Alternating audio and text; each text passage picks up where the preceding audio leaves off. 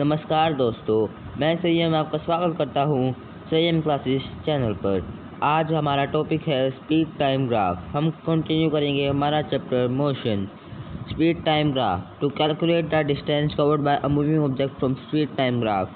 हमें अगर कैलकुलेट करना हो डिस्टेंस कवर किससे, मूविंग ऑब्जेक्ट से, किस स्पीड टाइम ग्राफ की मदद से। The figure below gives the speed time graph of a car moving with uniform speed of 60 km/h for 5 hours. एक कार जो नीचे एक गिवन एग्जांपल है स्पीड टाइम ग्राफ का, जिसमें एक कार मूविंग दिखाई हुई है यूनिफॉर्म स्पीड से 60 km/h 5 घंटों के लिए, 5 आवर्स के लिए। Speed time graph of a car moving with uniform speed. ये ग्राफ दिखा रहा है speed time graph car moving with uniform speed. Distance travelled by car. Distance है जो ट्रैवल किया कार ने, किसके इक्वल होगा, एस के। एस हमारे पास इक्वल होगा वी मल्टीप्लाई टी, यानी product of velocity and time. 60 × 5 equal 300 kilometre. अगर हम देखें कि जो 60 km/h की स्पीड है वो है हमारे पास ओ सी, जो एक ब्रेथ हो सकती है rectangle O A B C की, और जो 5 आर है वो है ओ ए, जो हो सकती है इसकी लेंथ या breadth rectangle O A B C की। तो अगर हमें इसका डिस्टेंस कवर कितना है निकालना है तो हम लेंथ मल्टीप्लाई ब्रेथ कर भी निकाल सकते हैं। To calculate the distance covered by moving object from a speed time graph we just have to find the area enclose. अगर हमें डिस्टेंस टाइम ग्राफ से निकालना है उसकी डिस्टेंस, स्पीड टाइम ग्राफ से उसका किसी मूविंग ऑब्जेक्ट का डिस्टेंस निकालना है, कितना डिस्टेंस उसने कवर किया, तो हमें बस एक एरिया फाइंड आउट करना है enclose by the speed time graph. Speed time graph और टाइम एक्सिस के बीच में जो एरिया एनक्लोज हुआ है उसका से हमारा एरिया निकल जाए। निकलने के बाद हम जितना एरिया होगा वो डिस्टेंस ही होगा। अगर हमारे पास केस है नॉन यूनिफॉर्म मोशन का, the distance covered by the object and the speed of the object is increasing in steps. जो अब हमारे पास एक एग्जांपल दिया हुआ है उसमें ऑब्जेक्ट कवर कर रहा है जितनी स्पीड में, वेरिएबल स्पीड में। कैसे speed, variable speed, increasing steps में। The speed remain constant during the time interval. The speed है वो टाइम इंटरवल में कांस्टेंट रह रही है, जैसे 0 से 1 जाएगी, T1 जाएगी, फिर T1 से T1 ही रह रही है सेकेंड आवर तक, फिर T2 चली गई, फिर T2 से T2 ही रह रही है थर्ड आवर तक, फिर T3 आ गई, रेस्ट पर होगी, फिर वापस को उस पर आ गई। तो ये हमारे पास किसका एग्जांपल हुआ, वेरिएबल स्पीड का। Speed type graph for an object moving with variable speed. तो अब हमने इसमें 2-3 लाइन्स लगा दी हैं ताकि इसका पता चल जाए ये किसका पोर्शन है। और अगर हमें इसका एरिया निकालना है, इसका डिस्टेंस निकालना है, तो हमें इस पूरे का एरिया निकालना होगा। तो हमें एरिया ऑफ 0 to 66 तक निकालना होगा। तो एरिया ऑफ रेक्टेंगल 1, 2, 3 ऐसे ही इन सब का एरिया निकाल के इन सबको प्लस करना है, तो हमारे पास टोटल डिस्टेंस आ जाएगा। अब हम पढ़ेंगे इक्वेशंस ऑफ मोशन। ये एक बहुत इम्पोर्टेंट टॉपिक है। अगर आपने ये समझ लिया तो आप फिज़िक्स में न्यूमेरिकल्स अच्छे से कर पाएंगे। Equations of motion. The variable quantities in a uniformly accelerated rectilinear motion are time, speed, distance covered by acceleration. अब हम एक वेरिएबल क्वांटिटीज होती है जो एक्सेलरेटेड होती है किस पे, रेक्टिलिनियर मोशन यानी स्ट्रेट लाइन पाथ पे। Time, speed, distance covered and acceleration. अगर हम इन सब का रिलेशन बताना चाहते हैं, सिंपल रिलेशन इन सब का, तो हम कह सकते हैं कि इनको हम एक्सप्रेस कर सकते हैं terms of equation called equations of motion. Equations of motion है v is equal u plus a t, s is equal u t plus half a t square, v square minus u square equal 2as। अब हम इनकी derivations पढ़ेंगे। अब first equation of motion की derivation. Consider a particle moving along a straight line. एक particle है, move कर रहा है स्ट्रेट लाइन के along with the uniform acceleration a at t equal 0, यानी हमारे पास टाइम इक्वल 0 है।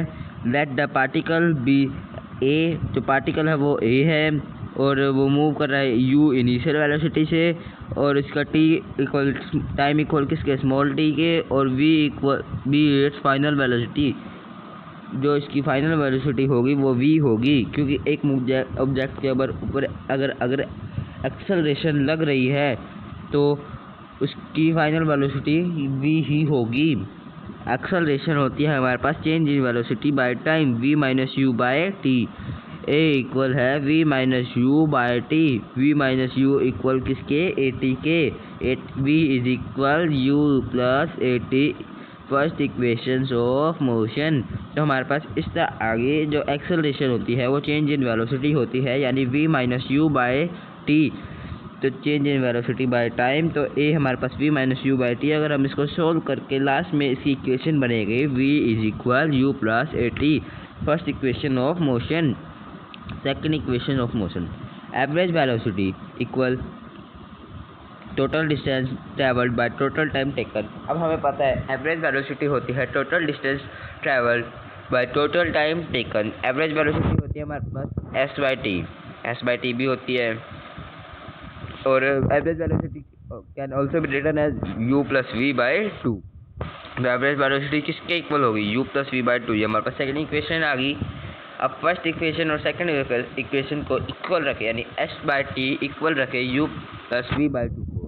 तो हमें ये पता है कि v किसके इक्वल होता है? u प्लस ए टी के। तब हम v की जगह u प्लस ए टी लगाते हैं। तो s बाई टी इक्वल किसके हुआ? u plus a T by two. तो इसको हम सोल्व करते हैं, हमारे पास क्या आएगा? 2ut plus a t square by two equal किसके हुआ?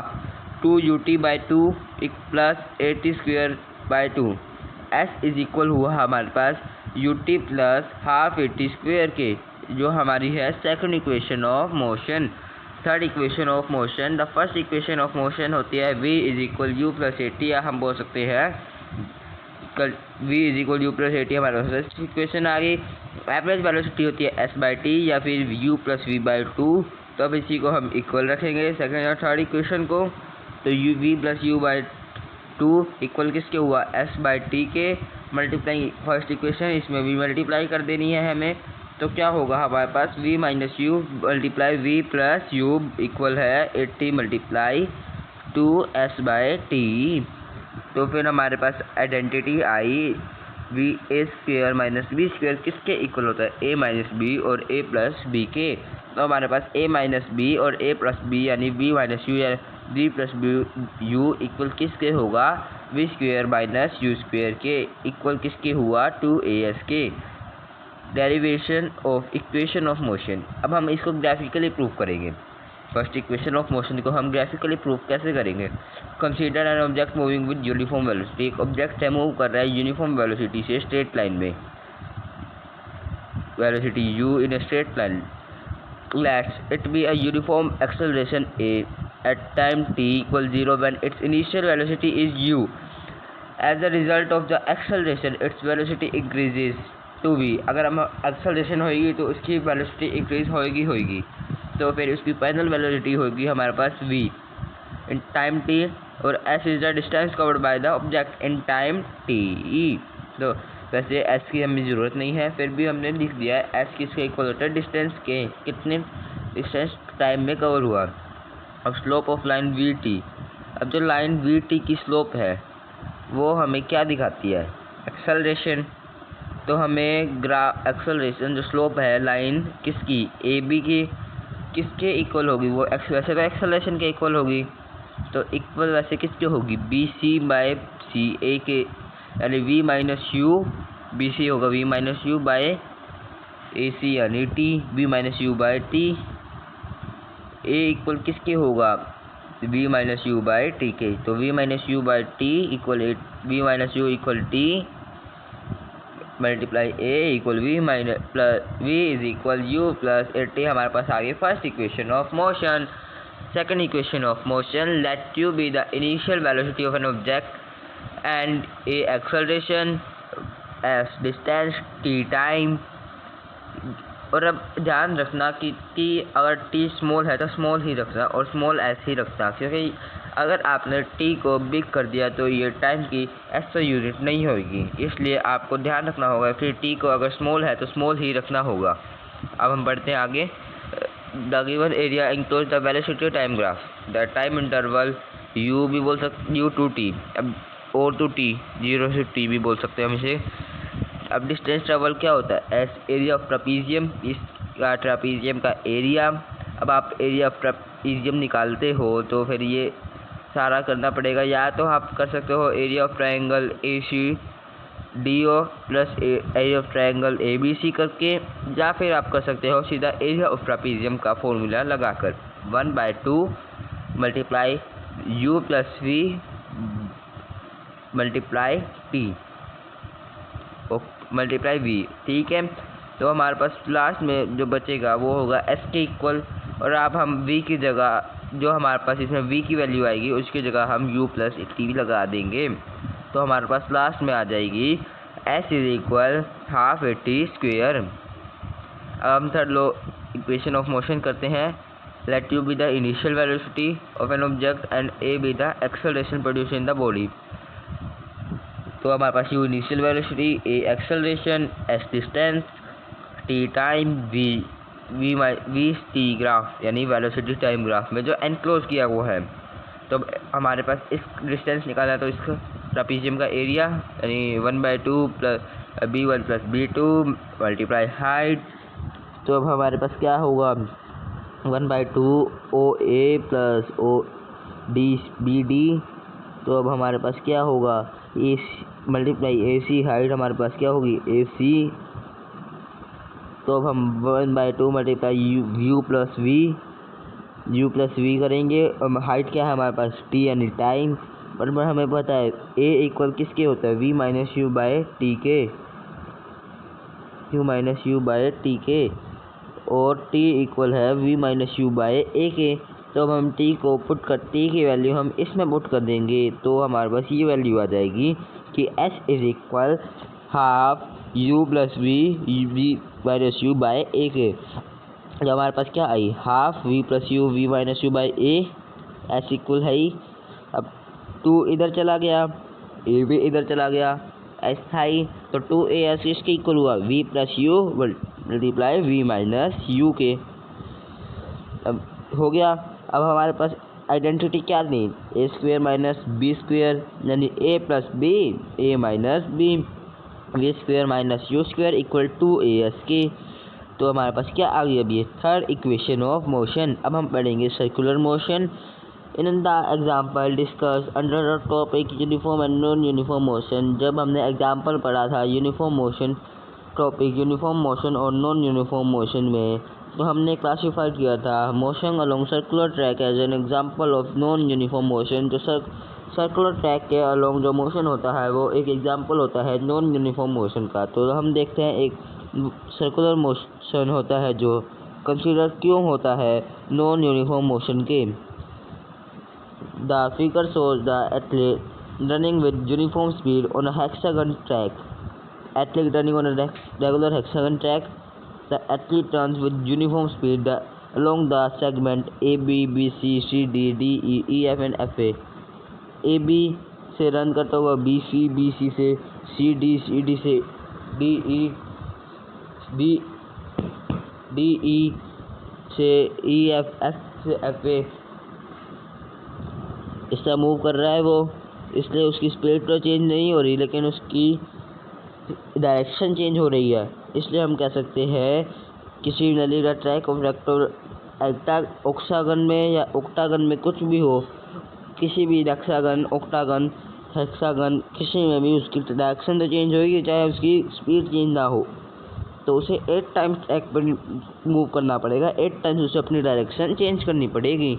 As the number of side of the track increases the athlete has to turn more often. Now if we increase the number of sides identified, the shape of track will approach the shape of a circle. Therefore a circle can be considered as polygon with infinite sides, and hence motion along a circular path is classified as non-uniform motion. अब हम देख सकते हैं जितने track पे path बढ़ेंगे उतना ही हमारा मोशन बदलेगा। तो अब हमारे पास सर्कुलर ट्रैक तो हम कहते हैं सर्कल एक पॉलीगन है। क्यों करते हैं? क्योंकि उसकी इनफिनाइट साइड्स होती है, हम उसकी साइड्स को गिन नहीं सकते। इसलिए जब हमें सर्कुलर पाथ पे मूव करना होता है तो फिर हम कुछ हमें बार बार अपने डायरेक्शन को चेंज करना होगा, इसलिए ये एक एग्जांपल है नॉन यूनिफॉर्म मोशन का। अब हम बात करते हैं यूनिफॉर्म सर्कुलर मोशन की। जब एक कार मूव कर रही है, एक का नेगोगेटिंग यानी टर्न ले रही है, किस पे? कर्व पे, कर्व पाथ पे यूनिफॉर्म स्पीड से, मतलब उसकी स्पीड चेंज नहीं करी, इसलिए वो यूनिफॉर्म सर्कुलर मोशन हुआ। अब एक पर्सन है, या फिर हम बोल सकते हैं स्पोर्ट्समैन, एथलीट, जो भी है, वो अब एक हैमर को सर्कुलर घुमा रहा है उसको थ्रो करने से पहले। अब वो सर्कुलर घुमाएगा तो या फिर सर्कुलर ही घूमेगा, जब वो मुँह फेंकेगा उससे पहले सर्कुलर ही घूमेगा। या फिर हम बोल सकते हैं एक एयरक्राफ्ट है जो लूप कर रहा है, यानी घूम रहा है, सर्कुलर ट्रैक में ही घूमेगा। तो एक्सपेंशन ऑफ लीनियर वेलोसिटी। अब लीनियर वेलोसिटी की एक्सप्रेशन देखते हैं हम। Suppose an athlete takes t second to go once around the circular path of radius r। अब हमें सपोज करना है कि एथलीट टेक्स t सेकेंड, यानी एक एथलीट है वो t सेकेंड यानी टाइम t करता है एक अराउंड सर्कुलर पाथ का रेडियस r को कवर करने के लिए, जिसका ही रेडियस है r, उसकी सर्कुलर पाथ को कवर करने के लिए। तो वेलोसिटी v क्या होगी हमारे पास? v equal distance travel by t, यानी और डिस्टेंस ट्रेवल किसके इक्वल होगा? अगर वो सर्कुलर पाथ पे कर रहा है तो सर्कुलर सर्कमफेरेंस ऑफ सर्कल के इक्वल होगा, तो वो होगा हमारे पास 2πr के इक्वल। लीनियर वेलोसिटी इक्वल होगी 2πr बाय t, तो लीनियर वेलोसिटी होगी हमारे पास 2πr बाय t के। Thank you friends.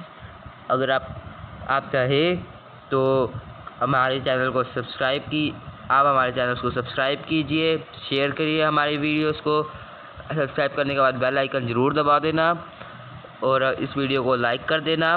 अगर आपको कोई क्वेरी हो तो कमेंट बॉक्स में पूछ लेना।